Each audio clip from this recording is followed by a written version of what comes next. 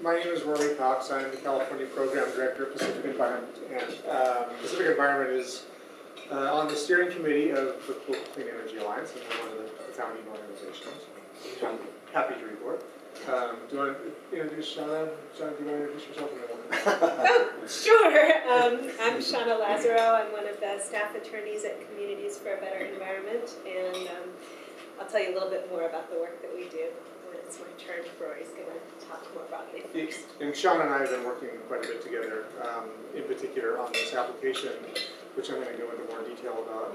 PG&E just filed, but I'll talk about that a little bit later. So what I'm going to do is kind of give you the sort of the 30,000 foot view of where natural gas is in California and how it can how it interacts with what we want to see, which is renewable energy, and in particular I'm going to talk quite a bit about distributed generation, because that's kind of what the local Clean Energy Alliance is really after when it comes to electricity production.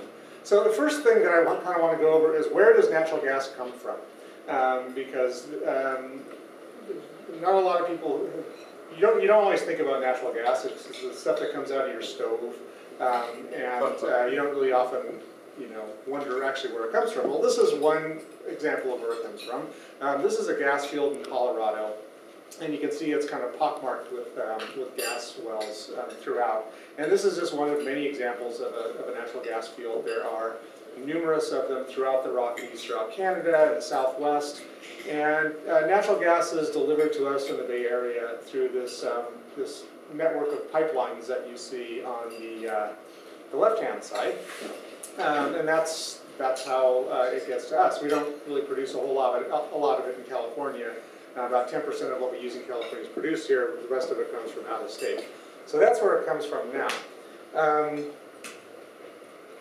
Why did I go? Oh, I hit backspace, that's why. Where may natural gas come from in the future? Well, we may be getting it from overseas. We've been fighting quite a bit against the whole idea of importing natural gas from overseas via liquefied natural gas terminals.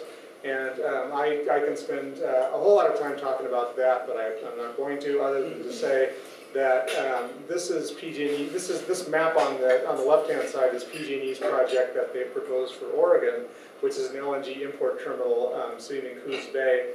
And that would import LNG from, it could be any number of places around the Pacific Rim. It could be the Russian Far East, which is where that LNG export terminal is located. Could also be Indonesia, it could be Papua New Guinea.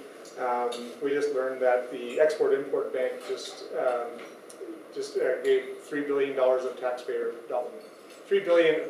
dollars to Exxon to develop a LNG facility in Papua New Guinea. Kirsten? Maybe Professor, new to this area, just say a little bit about LNG. The technology is such that you take natural gas out. Right now, as I showed before, our natural gas comes to us via pipeline. LNG technology is where you take natural gas out of the ground, you supercool it to a point where it becomes negative 260 degrees Fahrenheit, and at that point the gas becomes a liquid.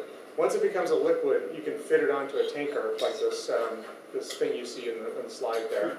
Be shipped overseas, just the same way oil is shipped overseas by a lot of the same companies, and then it comes into an import facility like this one that would be in Coos Bay.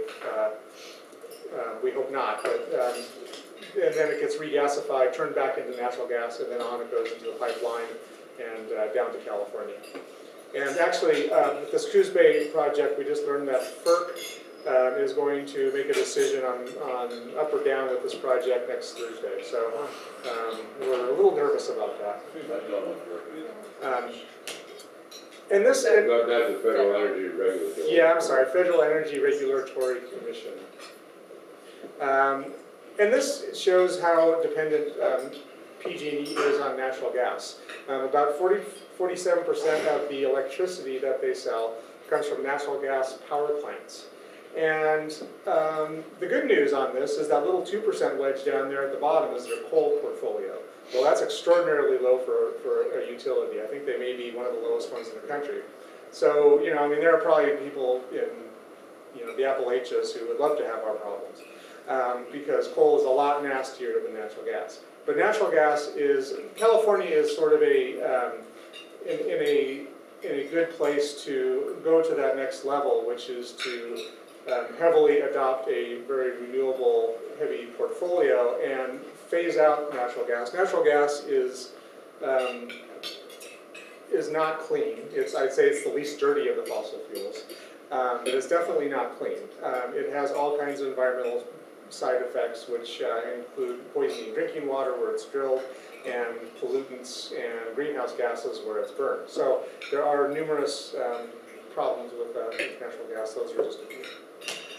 And just to sort of give you the perspective of the Bay Area and what we're kind of dealing with in the Bay Area. This map shows two things. It shows all the different climate action plans that there are in the Bay Area, and it shows both proposed and existing natural gas power plants. And you can kind of see how, I kind of like to point, I'm kind of pointing this out just to kind of show that a city can only do so much to really reduce its climate impact when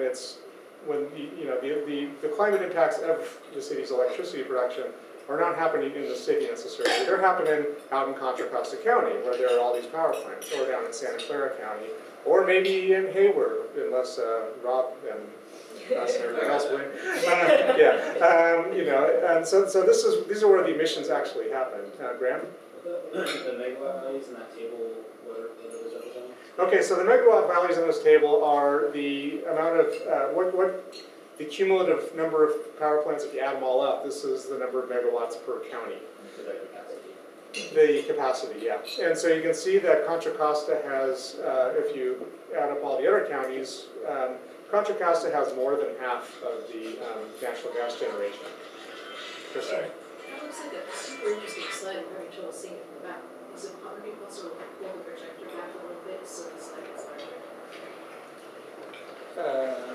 Does that? Let's see much further back. Is that helping at all? Probably not Yeah. significant. Yes. Back where it is. Yes, so it takes up more of this on the screen.